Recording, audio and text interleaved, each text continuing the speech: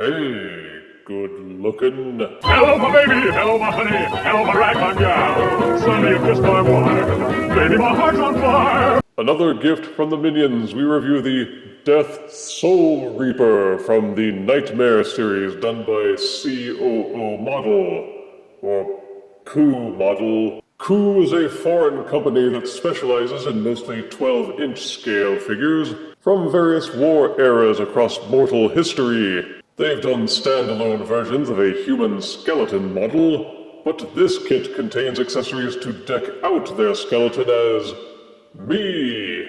And who wouldn't want a little more of me in their life? Everything comes in a very sturdy box with line art version of me on the front, along with a photoshopped title, repeated on the side panel with QR codes that will take you to the COO Model website, so you can browse their figure selections. There's not much on the back, just repeats of the logo, some legalese, and more plugs about the various outfits involved in the production.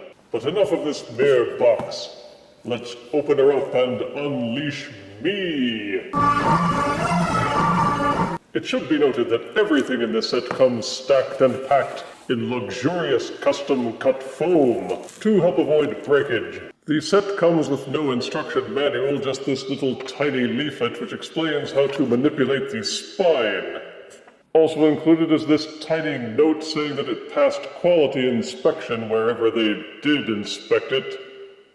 A tiny belt chain accessory in a plastic baggie. A plastic painted brain accessory. A plague mask accessory. 2 extra right hand accessories which you swap out to give him the ability to hold the scythe and other items. Also 2 replaceable left hand accessories. A hanging chain lantern accessory. An LED light module to pop into the lantern with included batteries. A shaft, bony pommel, and bony blade cap for assembling the scythe, a comfy-looking black robe, and matching hood with capelet. Also included is this easy-to-assemble stand, which you'll want to make use of, believe in you me. We begin our examination with the COO skeleton itself. Most of the skeleton is made with metal parts, which is unusual. It makes this 10.5-inch figure pretty heavy despite being rather skinny, but it also means that you have to take extreme care when handling the figure. Metal can be strong, but also very brittle, so the bones or their joints may snap, especially if you apply too much force, or try to make a limb rotate in a way that it wasn't designed for. So exercise caution and resist the impulse to try any really dynamic poses. This is definitely not a toy. Starting with the head, the skull seems a bit off in its proportions. It's a bit squat and bulbous, and the ocular cavities seem a bit too large, while the lower jaw seems too small. The jaw is also set backwards a little bit too far, which means that he has a perpetual overbite, making me look a little bit gormless. The entire skeleton is painted a kind of cream off-white, with some darker weathering highlights to set it off, particularly between the joints and the vertebrae. The back portion of the skull is made to be removed to reveal a little brain pan, which you can use to insert the brain. It's meant to fit like a cap over this button-like protrusion. If I only had a brain. Traveling down the body portions seem alright, with ribcage, clavicle, and shoulder blades.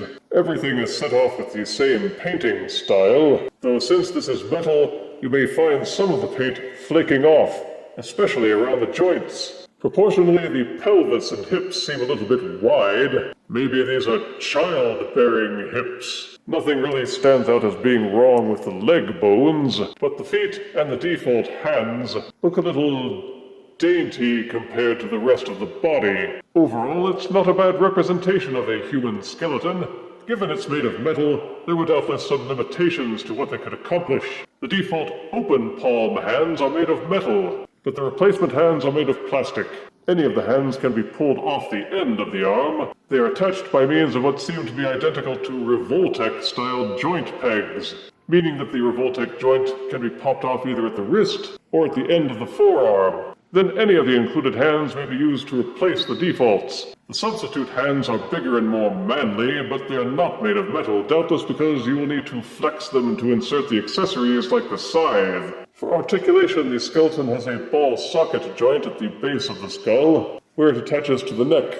It is very tight, so be careful when manipulating it. Be sure to brace it at the base of the neck and at the base of the skull so that you'll have plenty of leverage. But you can ease the skull to the left and to the right, as well as nodding it back and forth. You may also rotate the skull to the left and to the right. The jaw will open and close, but only a little bit. The shoulders will rotate, but the pin that holds the arm into the shoulder blade looks very thin, so be extremely careful. You can also extend the arm in and out just a little bit. Each metal elbow is double jointed. But again, you won't want to force anything too much. Each hand will rotate in its Revoltech peg. They will also hinge slightly up and down. There is no other upper body rotation except for this one rotational joint in the middle of the spinal column.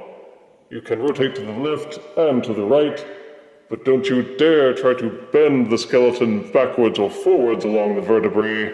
It will snap like a rotten twig. There's another really thin swivel ball socket joint on the hip, so each leg can kick forwards and backwards. You may also angle them in and out, but the range of motion is very limited. Each knee is also double jointed, and each foot will rotate in its socket and tilt slightly up and down. You don't want to force anything too hard, so I've been too cautious to move any of the joints once I start feeling any resistance. And that general rule should be applied to any of the articulation joints on this skeleton. Whatever joint you're manipulating, the moment you start feeling resistance, stop trying to bend or rotate. You'll be much happier with an unbroken skeleton that you can't pose dynamically, rather than a snapped skeleton held together with super glue and flexicord. The skeleton can stand and balance on its own, but as much as you pay, do you really want to risk it toppling over and maybe shattering? Best to use the stand for extra support, with the robe on or off. You may cradle the skeleton's butt in these uncomfortable-looking hooks, and it will aid the skeleton in balancing, especially when posing it and using the accessories. Speaking of which, let's start by getting some clothes on this guy. The robe feels like it's made of a light velvety cloth, which is fairly sturdy. At the cuffs of the sleeves, they embedded craft wire into the cloth. This will allow you to pose these sections, to add artful ripples, or just make it hang a little better on the bones.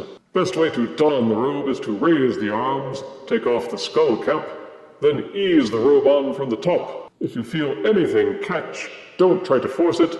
Just move the cloth around until it unhooks from whatever it's caught on. You especially don't want to push on the shoulders too hard and risk snapping those thin metal connectors.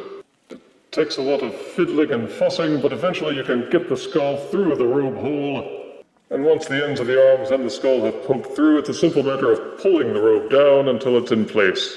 The COO skeleton automatically looks better donned in black, though clothing this small in size will never hang or ripple as dramatically and awesomely as full-sized clothing. The shoulders particularly have an odd look because the cloth won't slump in the way that it normally would on something larger. So when dressed, the arms will always look thicker than they should. It's a bit narrow cut near the top, more like a cone, which makes it seem to flare out at the base, and makes the skeleton seem a little taller. But the robe looks good on him, either from the front or the back, and it does hinder the articulation a little bit, especially around the legs.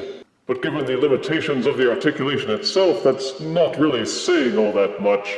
Like with the robe collar, the collar of the hood is a little bit tight.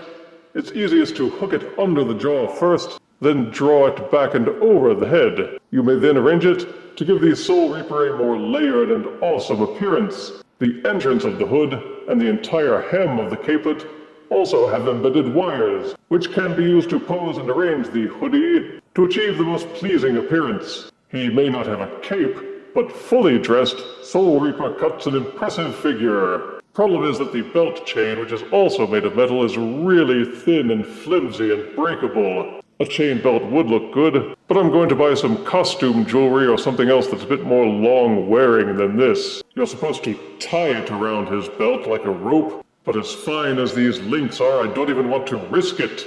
Back in the bag for you, flimsy chain. Take the plague mask, the google-eyed bird beak thingy, throw back the Reaper's hood, remove the skull cap, and loop the elastic band of the mask around the Soul Reaper's skull to give things an entirely new pecking order. The detailing on the mask is good, with a rough leathered texture and silver-painted beak and rivets. It's just something that you can do to give the Soul Reaper a bit more variety. Or if you get tired of the skull face. But let's be honest, who could ever get tired of that? Caw, caw. Take the shaft of the scythe, insert the bony pommel into the base, and you have the completed long scythe. The shaft seems to be made out of actual wood, and these wrappings at the top and bottom seem to be wound up cloth tape, smeared artfully with applied grime for a weathered look. The base and the cap are both made of plastic,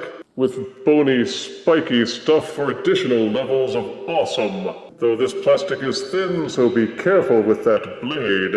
It looks a little too long, if such a thing is possible, and given how hard it is to balance the Soul Reaper, coupled with the weak metal joints, it means you won't be able to pose him swinging the scythe or doing anything truly awesome. Even holding the scythe with both hands would be a challenge for balance, but it's large and impressive, which is the point of a really good scythe. But wait, there's more! Don't forget the hanging lantern accessory. Again, you'll want to be really careful with this because the chains are so light and delicate. But you can hook the lantern around the hand. Any one of the curled fingers will do. The joints on mine have been robust enough on the arm to support the weight of the lantern, and you can pose him holding that too if you wish.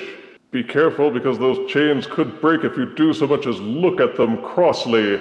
But they included batteries, and the lantern will glow a piercing, ghastly green.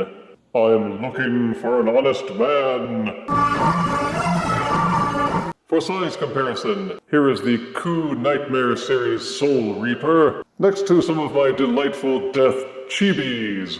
Here is the COO Model Soul Reaper, next to the Okimono Skeleton Warrior with black robe. And here is the COO Model Soul Reaper, next to a Lord of the Rings Nazgul Funko Pop. The COO Model Nightmare Series Soul Reaper is definitely a mixed bag. The Minions had it on pre-order for nearly 2 years. Was it worth it in the end? A reserved yes, I would say. Positives are that the skeleton is metal and heavier. It has some posability, swappable hands, the stand keeps it steady, and it comes with a number of excellent accessories for display purposes and customization. The scythe and lantern are nice items just by themselves. Negatives are the metal they used is notoriously brittle. Unless you treat this thing like spun glass, you're liable to wind up with broken limbs and joints that you'll have to repair on your own. Because the company included a disclaimer that says they won't give replacements for figures that break under quote-unquote normal handling. The proportion and shape of some skeleton parts is iffy, and the articulation is very limited. Frankly, some of those Walmart skeletons may be just as posable and more long-wearing. I had to pop a few stitches on the robe to make it removable. The chains on the lantern and the belt are really thin and fragile, and even with the display stand, you'll probably worry the skeleton may topple and break.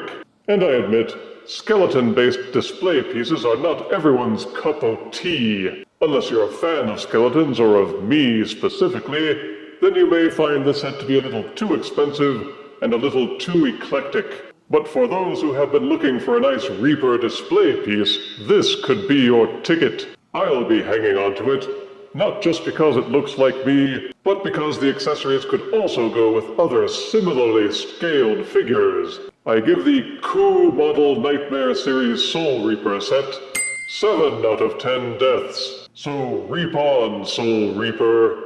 Reap on. If you refuse me, honey, you lose me. Then you'll be left alone, oh baby. Tell them all and tell me I'm your own.